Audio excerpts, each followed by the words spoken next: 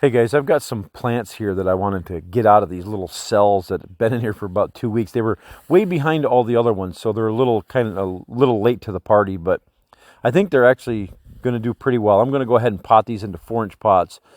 And when I plant them in the cells, I'm not careful about how many seeds go in. I'll go up to 15, 20 seeds even per cell. And I just plant them densely like that, and then I will just separate them out when they're tall enough.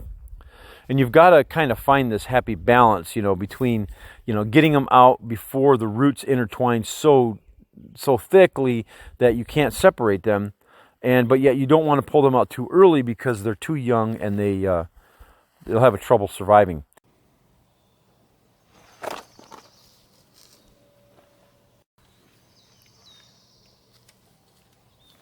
So when I pull these out, I like to use a fork. I don't use a spoon or anything like that because it'll kind of damage the roots. And fork's kind of nice. It'll just, go along the edge of the inside of the hole.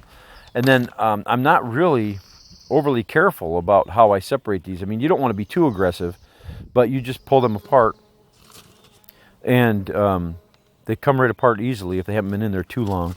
And then I just lay it on top of the mix, and then just push down at the root. You don't want to push down on the stem. If you push down on the stem, you might break it, and then the plant is toast. So just push down on the root and bury it all the way up to the leaves, and then just give it a little shake, and then the hole will fall in on itself, and then it's ready to go.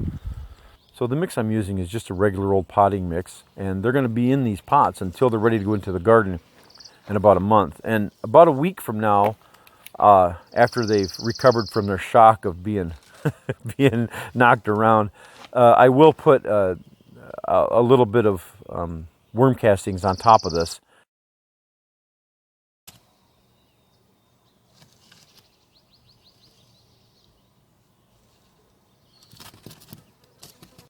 So let me show you this again. I pull it out of the cell, lay it on top of the mix, push it down at the root all the way up to the bottom of the leaves, give it a little shake to settle it in, and that's it. That's all there is to it.